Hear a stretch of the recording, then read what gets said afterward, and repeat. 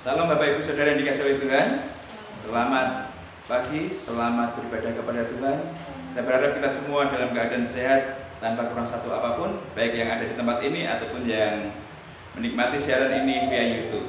Mari kita akan arahkan hati serta pemikiran kita kepada Tuhan, dan kita akan menyerahkan waktu ini kepada Tuhan. Saya mengajak kita sekalian untuk bangkit berdiri dan kita berdoa bersama-sama.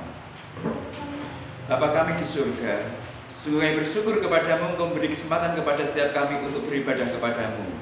Biarkanlah pernaungan kasih-Mu nyata atas setiap kami, pribadi lepas pribadi, yang mendedikasikan waktu ini untuk hormat kemuliaan bagi nama-Mu. Dan biarkanlah perkenanan yang daripadamu saja nyata atas setiap kami, pribadi lepas pribadi, keluarga lepas keluarga.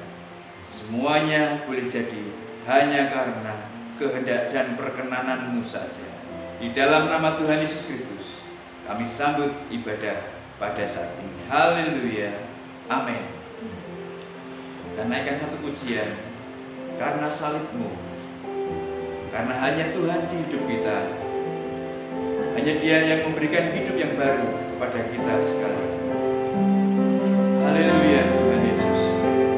Terpujilah nama-Mu Bapa kekal selama-lamanya. Haleluya. Haleluya Tuhan.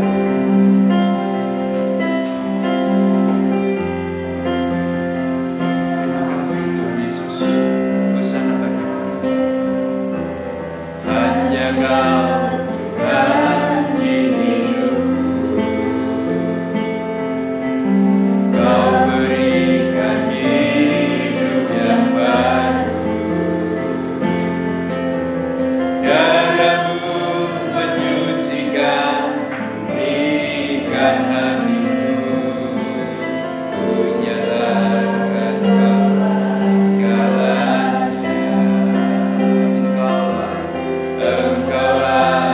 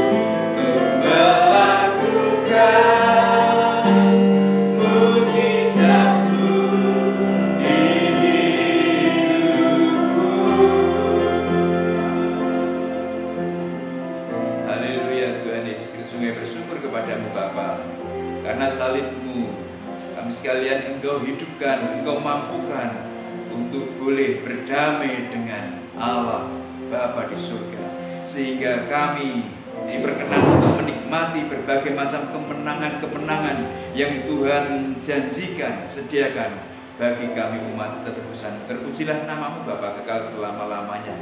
Di dalam nama Tuhan Yesus Kristus, berbicara kepada setiap kami, karena kami rindu untuk menikmati apa yang menjadi titah dan kehendak-Mu, supaya kami lakukan dan kerjakan di dalam kehidupan kami sehari demi sehari. Terpujilah namamu Bapa kekal selama-lamanya, di dalam nama Tuhan Yesus Kristus. Setiap kita yang hidup diberkati firman Tuhan, katakan bersama-sama, amin.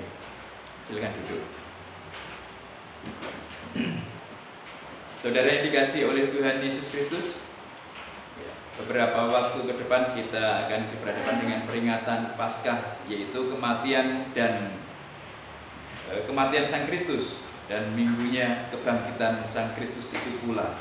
Apa yang akan kita pelajari pada saat ini dengan kebenaran firman Tuhan yang dipesankan untuk kita sekalian nikmati saat ini adalah bahwa kehidupan kita tidak orang yang percaya kepada Yesus Kristus ataupun orang yang percaya kepada Yesus Kristus diperhadapkan dengan berbagai macam situasi yang tidak mengenakan, situasi yang sulit, situasi yang menghimpit, situasi yang tidak menguntungkan siapapun orangnya. Saudara yang dikasihi oleh Tuhan Yesus Kristus, hal ini secara khusus dalam kehidupan kita sebagai orang yang mengaku sebagai pengikut Kristus, orang yang mengaku sebagai murid Yesus Kristus, maka ada hal-hal yang harus diperhatikan, ada hal-hal yang harus kita patut garis bawahi untuk kita camkan bersama-sama. Mari kita akan membuka Alkitab kita dari Injil Yohanes pasal yang ke-18 ayat yang ke-12 sampai dengan yang ke-27. Mari kita nikmati kebenaran firman Tuhan ini. Injil Yohanes pasal yang ke-18 ayat yang ke-12 sampai dengan yang ke-27. Mari kita nikmati kebenaran firman Tuhan ini bersama-sama. Judul perikopnya berkata 1-3.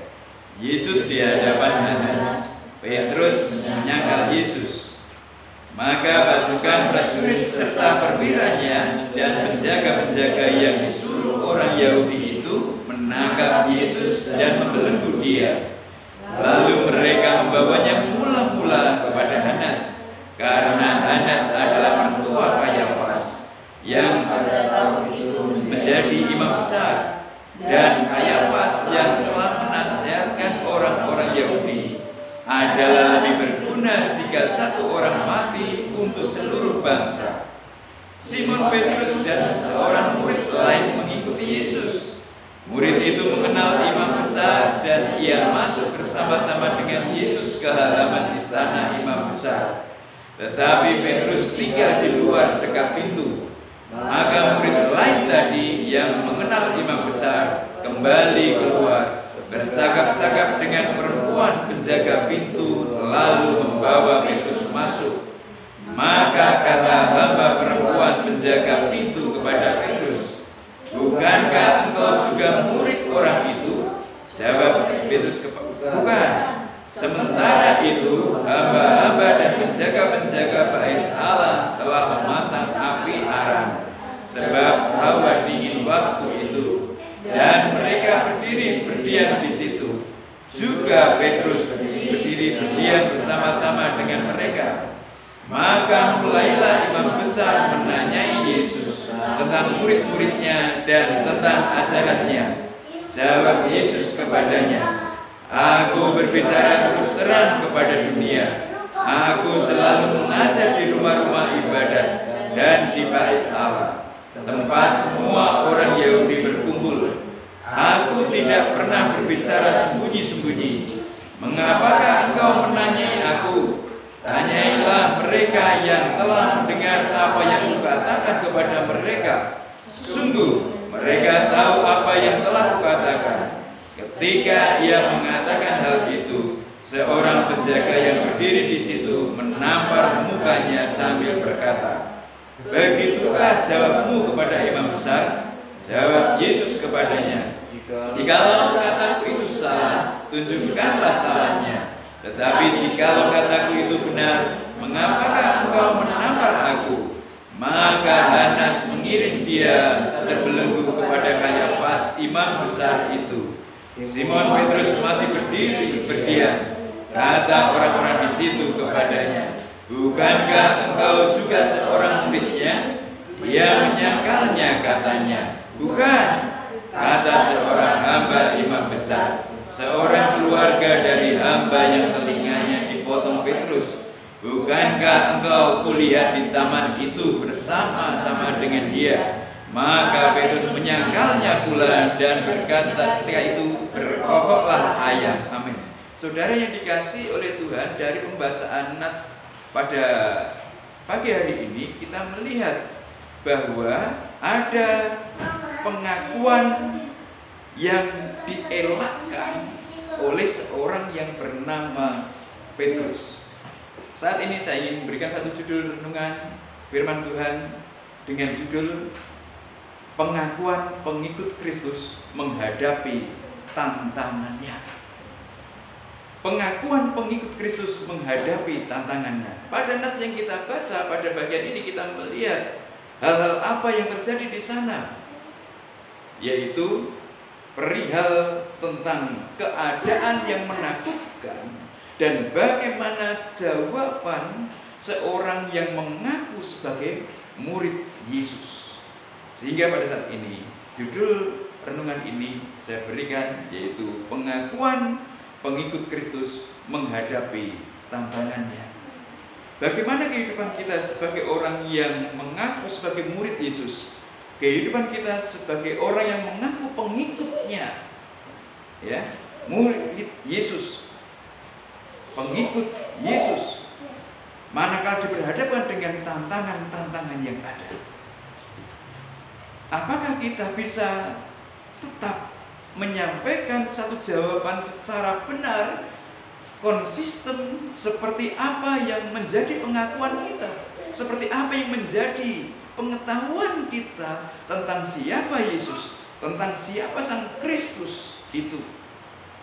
Karena pada bagian ini kita melihat bahwa seorang yang bersama-sama dengan Yesus Kristus, murid-murid yang selalu berkumpul dengan Yesus Kristus, mereka mengalami satu keadaan di mana sebelumnya mereka mengaku pengikut Yesus, mereka mengaku sebagai muridnya Yesus Kristus, tetapi manakala berhadapan dengan tantangan, maka pengakuan itu sudah tidak konsisten lagi di dalam memberikan satu jawaban terhadap tantangan-tantangan hidup dalam realita yang diperhadapkan.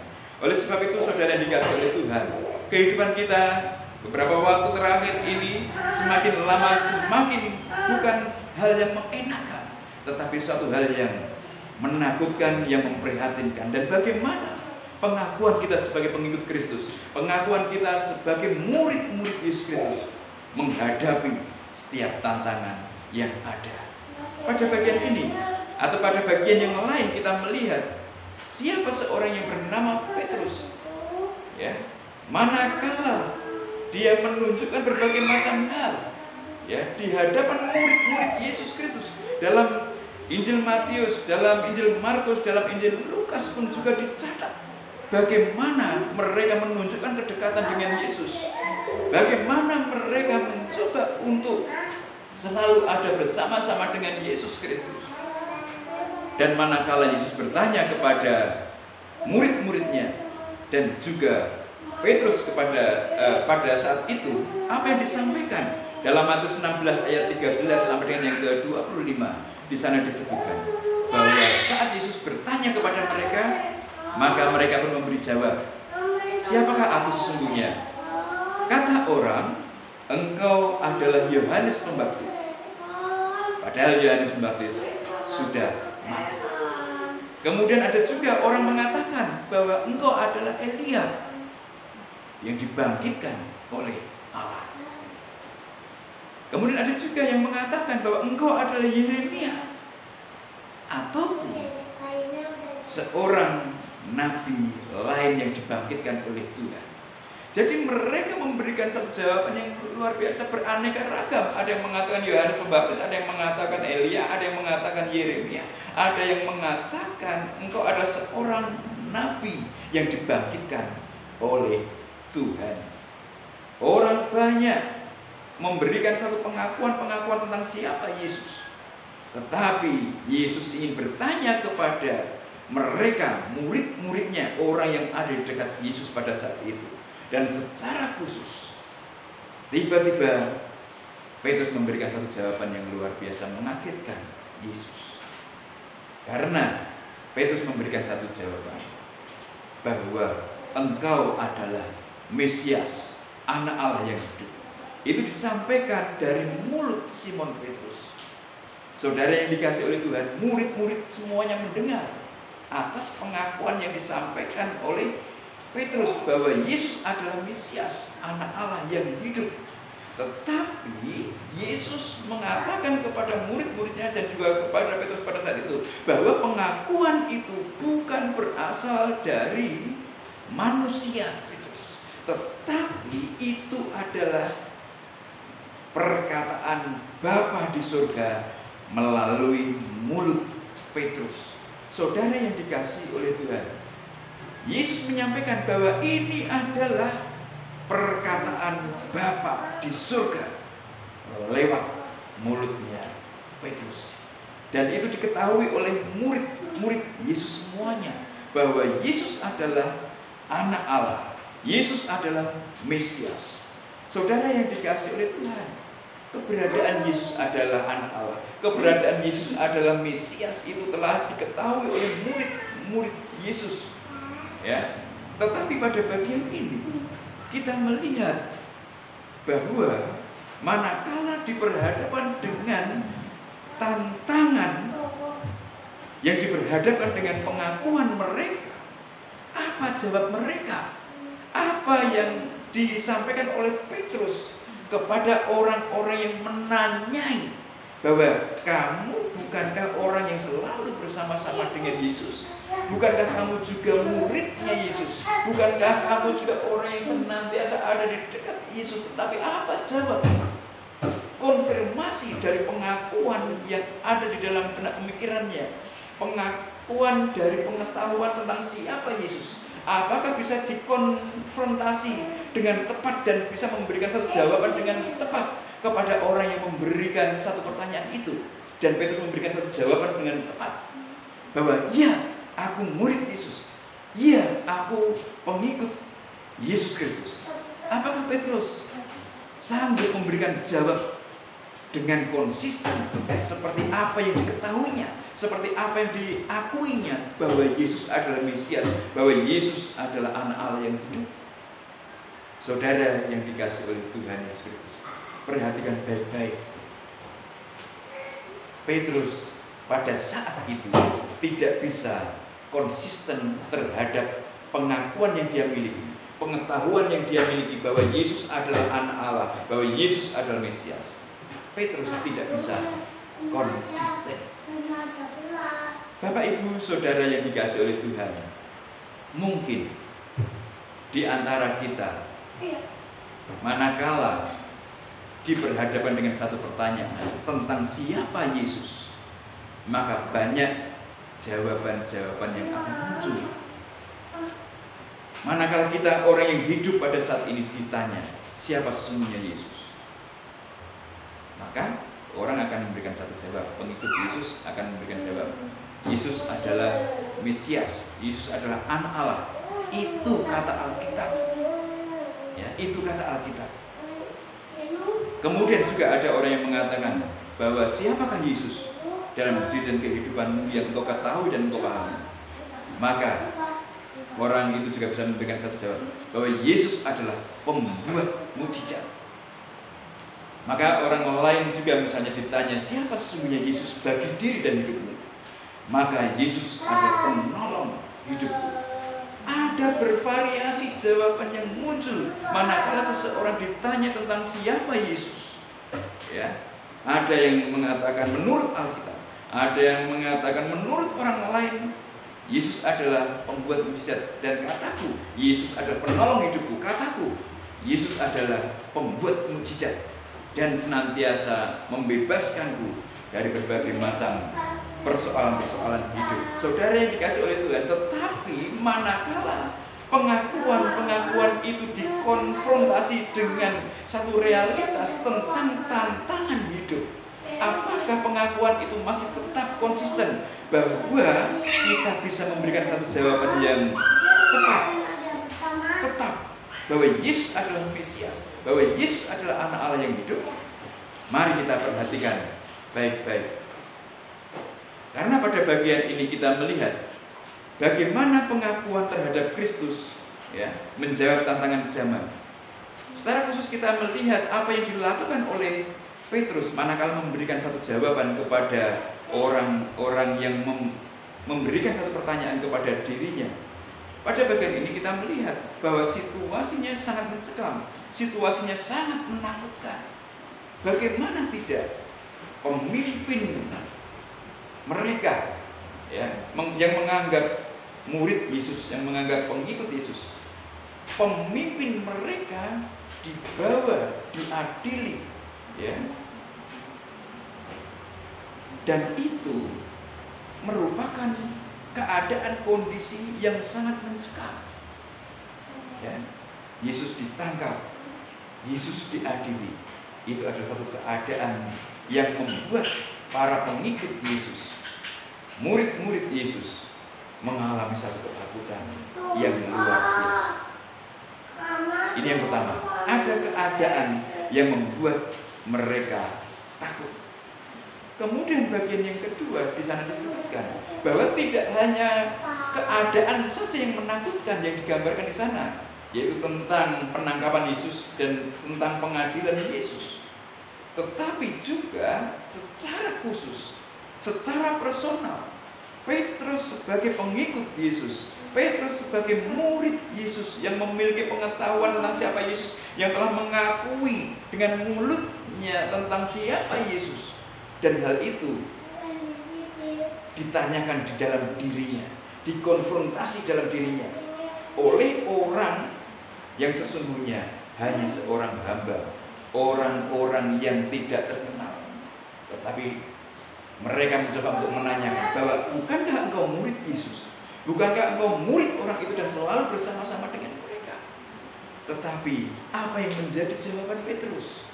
Orang yang mengetahui, orang yang mengakui tentang siapa Yesus, dan jawabannya melenceng jauh. Karena apa? Petrus menyangkal bahwa dirinya murid Yesus.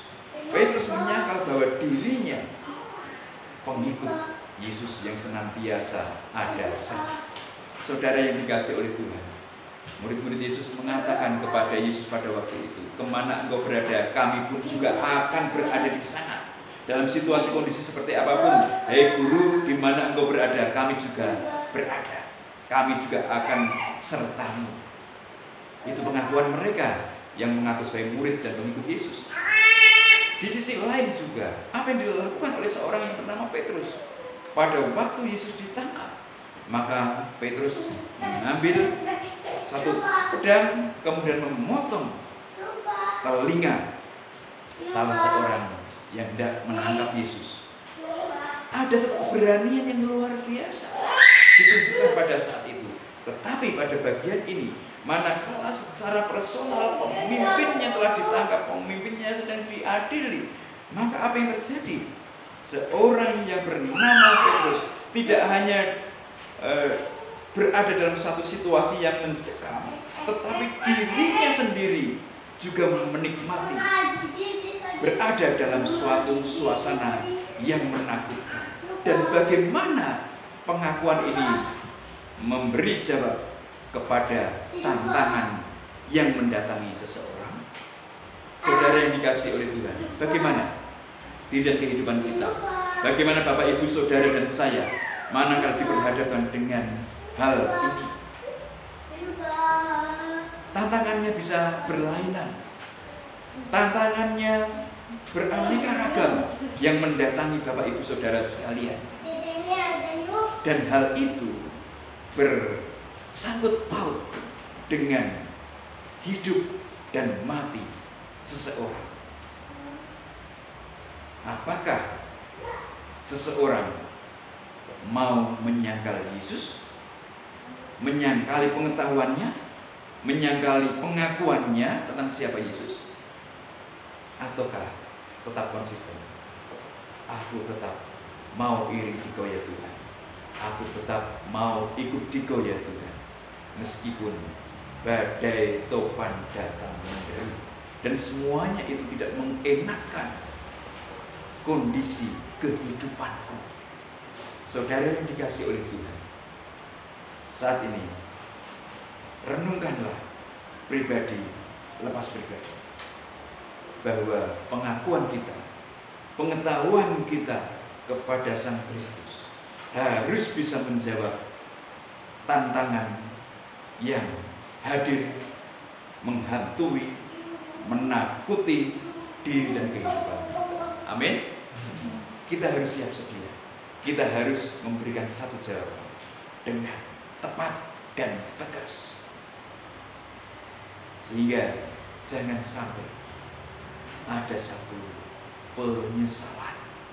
Karena pada bagian ini kita melihat bahwa seorang yang bernama Petrus, manakala memberikan satu jawaban yang tidak sesuai dengan pengertian tentang siapa Yesus, pengakuan tentang siapa Yesus bagi dirinya, maka dia menyesal.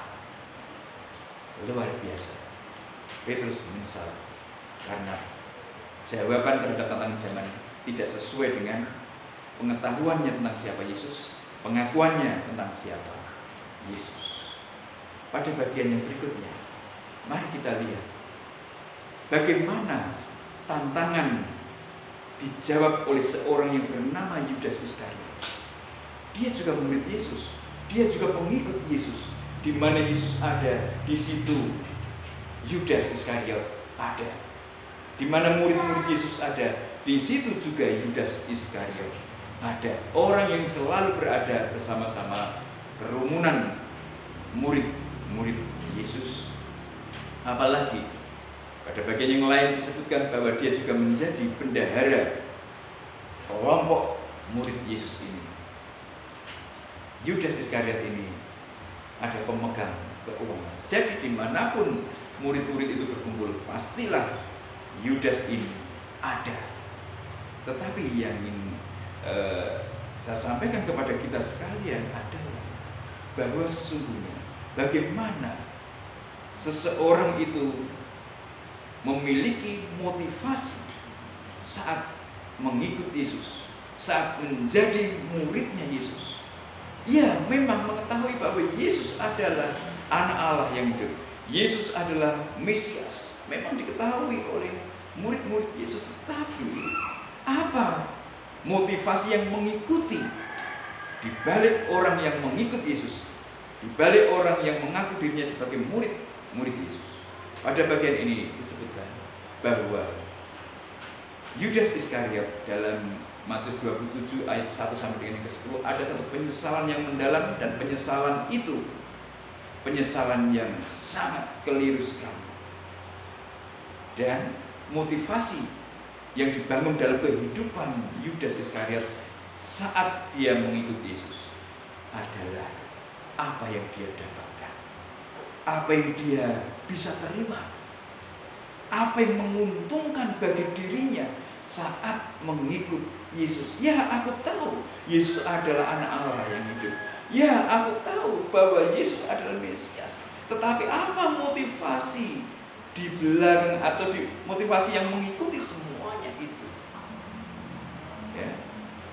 Manakala diperhadapkan dengan suatu keadaan, ya, maka bagaimana? Apakah motivasi itu sesuai dengan pengakuan, sesuai dengan pengetahuan tentang siapa Yesus di dalam diri dan kehidupannya? Oleh sebab itu, saudara yang dikasihi oleh Tuhan, Yudas yang memiliki motivasi tidak benar, dalam mengikut Yesus. Karena hanya keuntungan saja yang ada di dalam benak pemikirannya. Suatu saat dia diperhadapkan dengan satu kenyataan bahwa dia menjual Yesus dengan 30 keping perak. Dan saat dia mengetahui bahwa Yesus akan diadili dan akan dibunuh, maka dia shock. Ya. Dia sangat menyesal dengan apapun yang dilakukan selama dia mengikut Yesus. Karena apa? Tidak sesuai dengan pengakuan itu, tidak sesuai dengan pengetahuan tentang siapa Yesus. Karena telah melakukan perbuatan khianat kepada Yesus. Dia menyesal, frustasi, dan bunuh diri. Oleh sebab itu, saudara yang dikasihi oleh Tuhan Yesus Kristus, perhatikan baik-baik bagaimana pengetahuan kita mengetahui tentang siapa Yesus. Bagaimana pengakuan kita manakala memberi jawab tentang siapa Yesus bagi diri dan kehidupan. Sehingga kita bisa memberi jawab secara tepat. Kita memberi jawab secara konsisten bahwa Yesus adalah anak Allah. Yesus adalah Mesias dalam situasi kondisi seperti apapun. Dan motivasi-motivasi yang mengikuti kita sekalian sebagai murid Yesus dan pengikut Yesus, kita tetap lurus bahwa mengikut Yesus keputusanku. Mengikut Yesus adalah memuliakan Allah Bapa di surga. Tidak ada satu motivasi-motivasi kepentingan yang ada di dalam kehidupan kita, yaitu kalau menguntungkan, maka aku tetap konsisten. Jangan. Saudara yang dikasihi oleh Tuhan Yesus Kristus, 2000 tahun yang lalu lebih peristiwa ini terjadi. Petrus menyangkal Yesus, kemudian menyesal. Yudas memang mengikut Yesus, memang menjadi muridnya Yesus, tetapi punya motivasi yang lain. Dan akhirnya manakala satu keadaan sulit diperhadapkan, bahwa gurunya diperhadapkan dengan pengadilan, dihukum mati, maka Yudas menyesal dan frustasi. Saudara yang dikasihi oleh Tuhan, bagaimana kehidupan kita? Apakah pengetahuan kita bisa memberikan satu jawab tentang siapa Yesus secara tepat? Apakah pengakuan kita kepada Yesus bisa memberikan satu jawab secara tepat kepada orang-orang yang bertanya kepada kita sekalian pada saat ini? Saudara yang dikasihi oleh Tuhan Yesus Kristus, mari kita tetap teguh kepada pengetahuan kita, pemahaman kita bahwa Yesus adalah anak Allah, bahwa Yesus adalah Mesias. Dan juga tidak hanya pada satu pengetahuan saja, sampai masuk ke dalam loh hati yang paling dalam. Yesus adalah anak Allah yang hidup. Yesus adalah Allah itu sendiri. Yesus adalah Mesias. Amin. Ini yang harus kita renungkan. Ini yang harus kita pahami. Karena keadaan yang akan datang, yang akan diperhadapkan dengan kita, bukan hal yang semakin mudah, bukan hal yang semakin ringan, tetapi susah, tetapi sulit. Tetapi seseorang karena telah menikmati satu karya pengorbanan Yesus Kristus, yakin dan percayalah, kesulitan seperti apapun, kondisi seperti apapun, seseorang harus yakin menikmati berbagai macam kemenangan yang Tuhan janjikan kepada kita sekalian. Amin. Jawaban kita tetap selaras, sejalan, bahwa Yesus adalah anak Allah. Yesus adalah Sang Mesias, telah berkarya di dalam hidupku. Aku merasakan semuanya itu, bahwa Yesus Kristus memampukan aku bangkit menghadapi masalah, persoalan dan tantangan hidup, dan menyampai tibakan untuk kami belum menikmati satu kemenangan yang berasal dari Allah Bapa di surga. Amin. Karena salib Kristus Haleluya. Kita akan tutup kepala merenungkan firman Tuhan. Karena salibmu, Yesus. Karena salibmu, ku hidup. Karena salibmu, ku menang. Engkau yang berkuasa, sanggup untuk melakukan mujizat-Mu. Karena salibmu, ku hidup. Karena salibmu, ku menang. Engkau yang berkuasa, sanggup untuk melakukan mujizat-Mu di hidupku. Haleluya Tuhan. Biarkanlah ya Tuhan, apa yang menjadi pengetahuan hamba-Mu pada waktu itu, murid-murid-Mu pada saat itu, bahwa Engkau adalah anak Allah yang hidup, Engkau adalah Mesias. Itu juga yang kami mengerti, kami pahami dan kami akui, sehingga ya Tuhan, kami boleh menikmati berbagai macam kemenangan-kemenangan yang hanya daripada-Mu saja. Terpujilah nama-Mu Bapa. Sehingga apapun situasi kondisi yang membuat kami takut, dan bahkan ketakutan itu mendatangi diri pribadi kami boleh memberikan satu jawab dengan tetap, dengan tepat, bahwa aku pengikut Yesus Kristus, anak Allah yang hidup, Sang Mesias yang dijanjikan oleh Bapa di surga. Mengikut Yesus adalah keputusan. Mengikut Yesus adalah keputusanku. Hosana bagi-Mu ya Tuhan. Biarkanlah ya Tuhan, ketetapan dan komitmen kami boleh tetap sampai Tuhan memanggil kami untuk pulang ke rumah. Terpujilah nama-Mu Bapa, kekal selama-lamanya. Engkau memberkati setiap anak-anak-Mu yang hadir pada saat ini dalam berbagai macam beban pergumulan yang dihadapkan, situasi yang mencekam kehidupan mereka. Tuhan, Engkau menolong memberkati mereka, Engkau menaungi mereka, dan bahkan situasi kondisi yang mendatangi mereka, mengkondisikan mereka dalam keadaan takut, cemas, tertekan, di dalam nama Tuhan Yesus Kristus, berkah nyata atas setiap anak-anak-Mu yang hadir pada saat ini.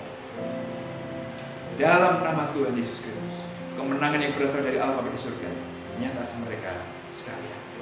Dan juga kami berdoa untuk rekan-rekan kami menikmati siaran ini via YouTube. Tuhan, Engkau menolong berkati. Biarkanlah situasi kondisi atau bahkan ketakutan yang menghampiri dirinya, mereka boleh tetap teguh menjadi pengikut Yesus, menjadi murid Yesus Kristus. Terima kasih Tuhan. Terima kasih. Biarkanlah ya Tuhan, kami boleh merenungkan, menghayati hidup sebagai anak-anak Tuhan. Terpujilah nama-Mu Bapa, kekal selama-lamanya.